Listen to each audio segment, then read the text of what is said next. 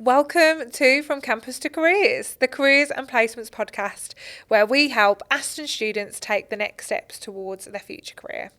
I'm Christy from the Careers and Placements team, and this episode is part of a mini-series called The Blueprint, where we share real stories and advice from students and graduates who have been there.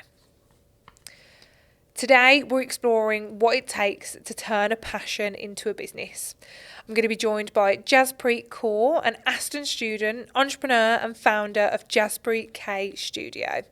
She's transformed her lifelong love of art into a growing creative business, selling original paintings and prints.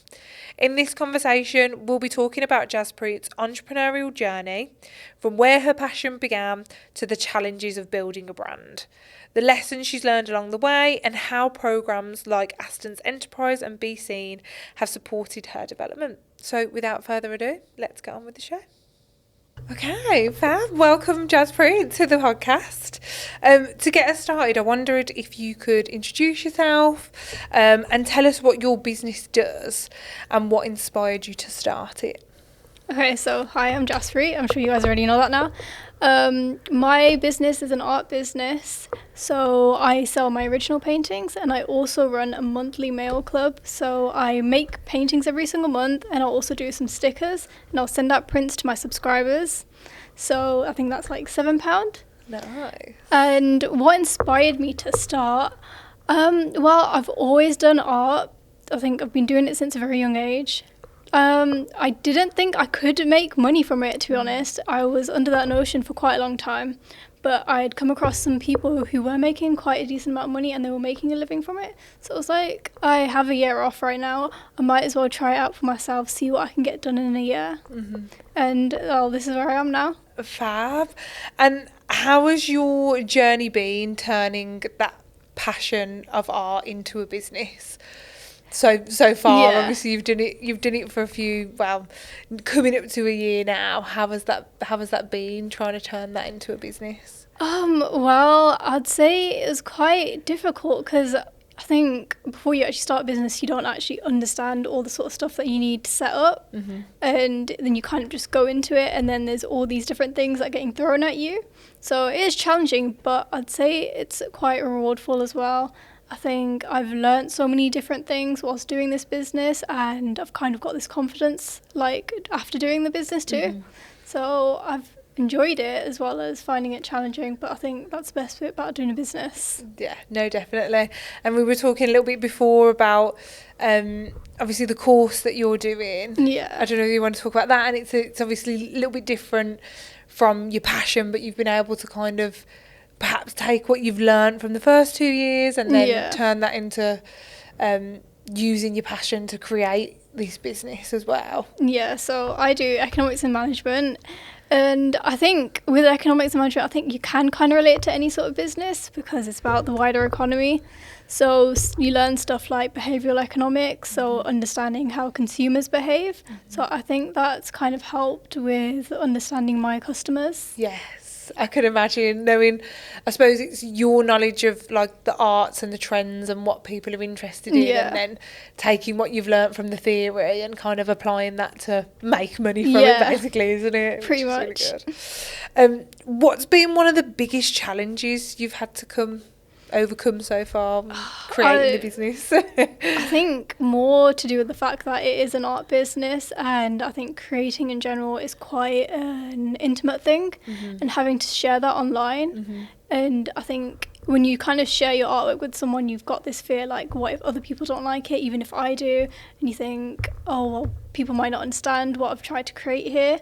And I think getting over that fear is probably the hardest thing to do. Yeah. And actually putting your work out online, because social media is a very scary place in general. Mm-hmm. So having to do that with an actual creative thing too, I'd say adds on top of the challenge. Yeah, definitely trying to, I suppose the phrasing that gets used a lot is like the imposter syndrome as well. Yeah. And like feeling like you say, with social media, there's so much out there. It's so easy to compare, but it's trying to, by the sounds of it, find your own confidence in your own abilities. And I mean, I've had a look at the stuff you created, and I love it. So I suppose it's that, how have you or I suppose for those listening, what kind of tips would you give to kind of bring that confidence forward, or how did you manage to find that confidence in yourself to put your art out there? I'd say you need to like your work enough to actually put it out there, because I think there's sometimes bits where I'm like, oh, I don't know if I actually like it that much, but I was kind of just like, even if I don't like it, I'm just going to put it out there, let's just see what happens. And it's been the case that other people like it even if I don't. Mm-hmm. So if there are paintings that I like, someone else might not like it, and you kind of just have to accept that, I think, at some point. But majority of the time I do think people will enjoy what you have to show. Definitely. It's very subjective, isn't it, art? Yes. It's like some things you could see and I would say, I don't know how that's a piece of art, but another person would come into the room and absolutely love it and want it all over the house, sort of thing. So no, it's a really interesting point. What's been your proudest or like a standout moment for you so far whilst you've been developing and obviously nurturing and creating your business? I'd 100% say my very first sale. Yes. I think that a lot of business owners would say that, because you kind of don't see it coming. When my first sale was for my print club, so that was around December that I had my first sale. I had launched about like a week or so before, and I just started posting about it, because initially I'd changed my first idea because I didn't like it, and I was like, I don't think other people will like this, I'm not happy with sharing this, so I changed it up and I reposted it, and I ended up getting my first sale from doing that. So it was kind of like, it was very motivational for me because I could see that people actually wanted my art. So I was like, okay, you know what, I can actually continue doing this, and I feel like I could get somewhere with this. Yeah, I think it just takes you that one person, like you said, that first sale, getting that over the line must have been such a big motivator for you as 100%. well. No, it's really exciting. It's definitely a good proud moment. Are there any other kind of standout moments, like after you'd had that first sale then? Were there any other things that you've kind of stood out to that you've thought, oh, I never thought I'd get this far, but here I am now? I'd actually say something pretty recently. I started trying to experiment with different art styles. So I made a collage, and I was like, I don't know if people actually like this, because I had shown some other people and they didn't kind of get it. Yeah. So I was like, you know what, I'm just going to post it, see what happens. And people interacted really well with it. Yeah. And I was so shocked that people actually liked it. So I thought, you know, it might be something that I actually continue doing, because I did enjoy it quite a lot. Yeah, it sounds like there's quite a lot of trial and error. Yes. I suppose, which most businesses would obviously experience that as well. It's just obviously within that art industry, it relies on you being the creative, doesn't it? Yeah. To do that trial and error, which is really interesting. So as part of your placement year and your business and doing this creation, you have taken part in the Aston Enterprise and BSEEN programme to do your placement year. So how has that helped you on the journey to kind of developing your business as well? I'd say it's kind of given me the structure that I need, and to be able to take my business more seriously, because we did the boot camp and stuff at the beginning of the year, being able to see other entrepreneurs, and then also getting a bit of training. So we did some stuff on marketing and a bit on finance too. So I think that was very handy. And also the opportunities that you get alongside it. So I've done like 2 stalls with my art business now. Yes. And then I'm doing this podcast too. Yeah, definitely. So tell us more about obviously that them giving you a bit of structure to how you would create the business. What kind of thing is it? More like tips and tricks, or are they supporting you with like a timeline that you should be working to? What does that look like? So if we were kind of speaking to students who might be considering BSEEN for next year, what do you think they should, if we want to kind of look at their expectations of what they're going to get involved with and signed up for, could you give them a little bit of an insight into that? I'd say there's more tips, but I know with the BSEEN team, if you were to ever email them and ask for extra advice, they would 100% get back to you quite quickly and just tell you everything you need. And also, because we do monthly reports and stuff, you can actually say what extra help you need, and they do respond to your reports too, to give you some advice. And also, it's to do with the boot camp. They kind of help you out there, mainly at the beginning, and they bring in other speakers from outside, so you kind of get that network around you. Yeah, so you're definitely getting a bit more of that, having to do the reporting. I suppose it's a little bit more accountability to make sure that you are doing the businesses and improving and making movements on it, which is really good. BSEEN is obviously built around like mentoring and networking and community. Have you like seen the value of having that network of other like potentially working or getting to know other students who are developing their businesses as well? Has that helped you? Yeah, I think I've not really met other students who were kind of entrepreneurial like me at the very beginning, before I'd actually started this placement. And when I had gone into the actual boot camp, I met so many people and I genuinely felt so inspired. I was like, wow, there's actually so many other people who genuinely so determined about starting a business and getting it somewhere. I genuinely just found it really inspirational, and I enjoyed like being around those types of people. Yeah. So I'd say it's definitely quite helpful, because you're kind of like, okay, there's other people who kind of aren't saying like, oh, this won't get anywhere, and like being quite negative about it, but everyone's being quite positive about it. It's a good environment to be around, especially with your own business. Yeah, I can imagine it.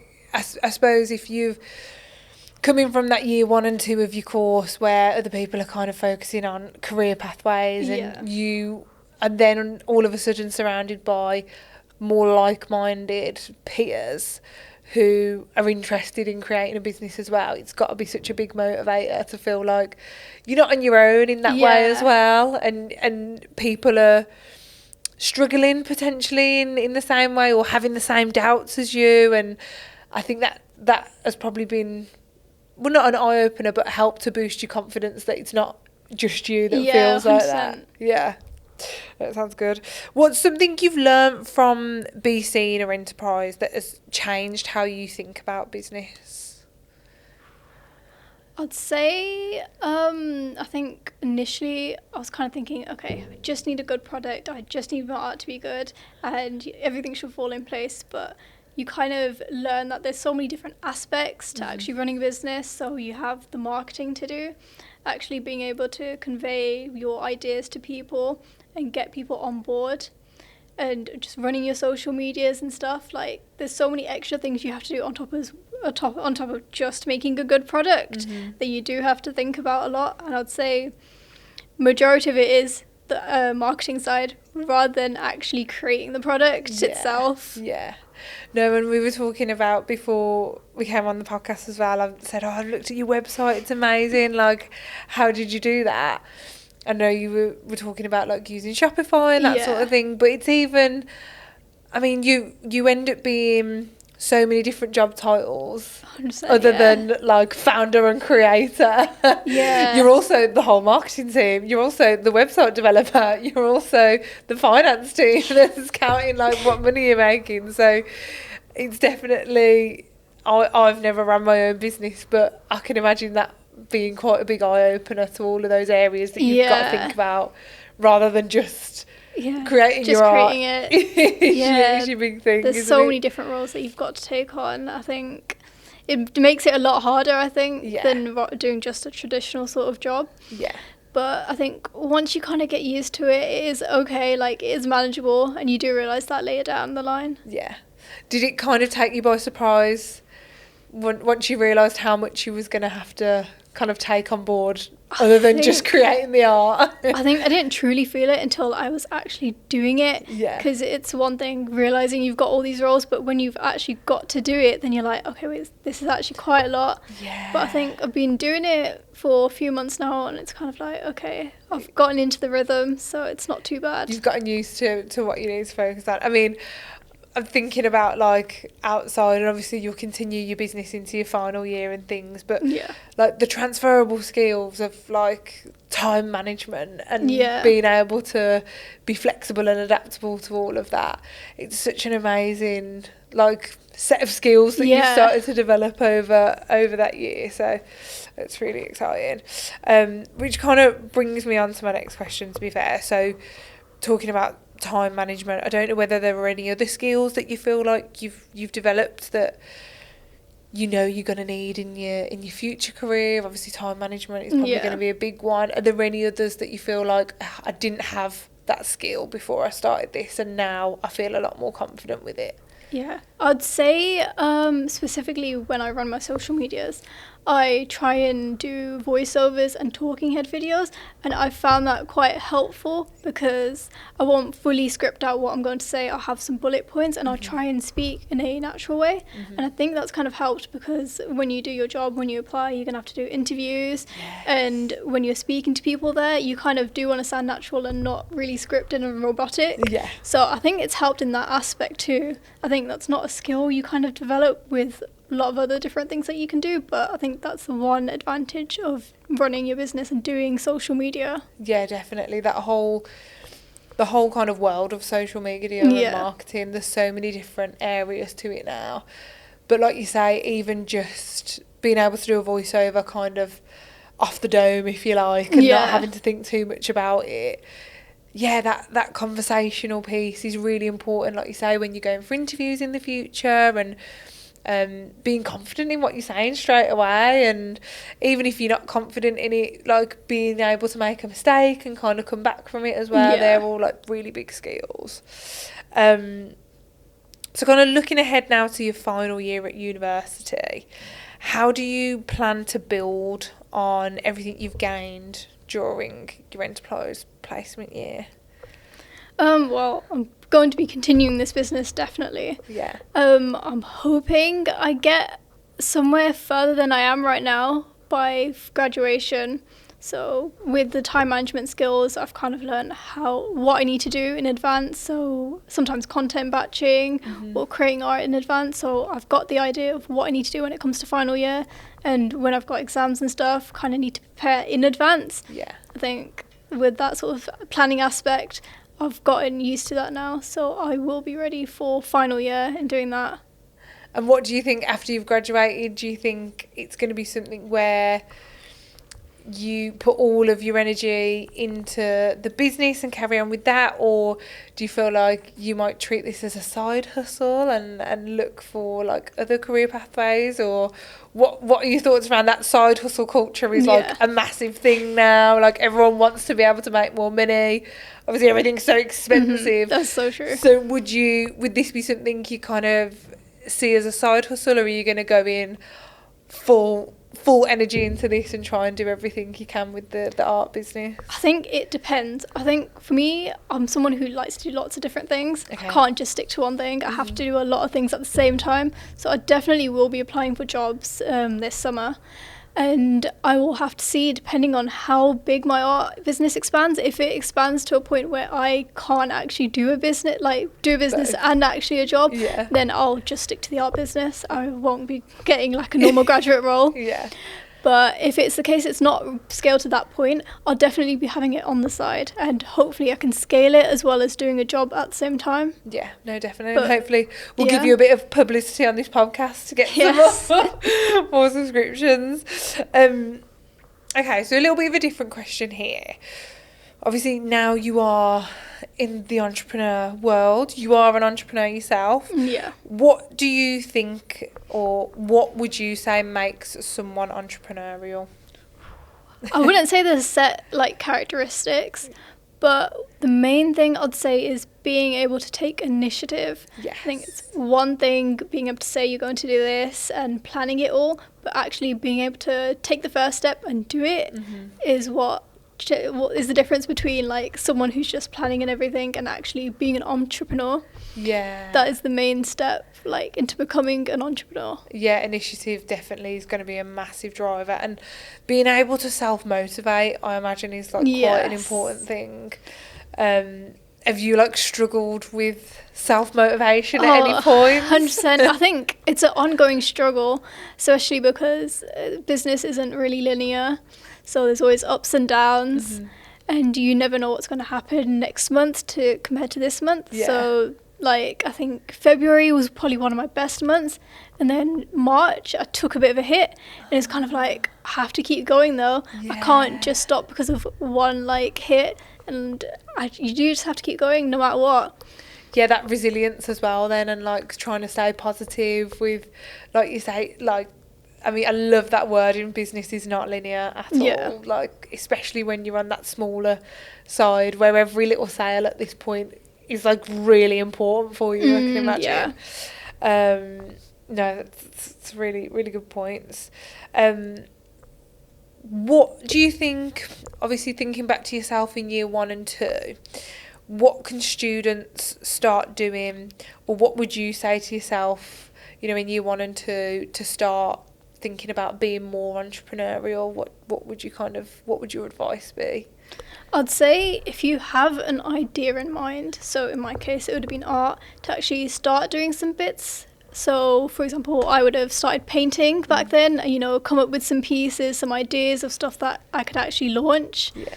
And also I'd say, as well as I said that you shouldn't just be planning, you should actually be doing. I think if you're not ready to just start yet planning exactly what you want to do, say like what platforms you're going to host on, timeline of when you're going to do stuff, I think is quite helpful.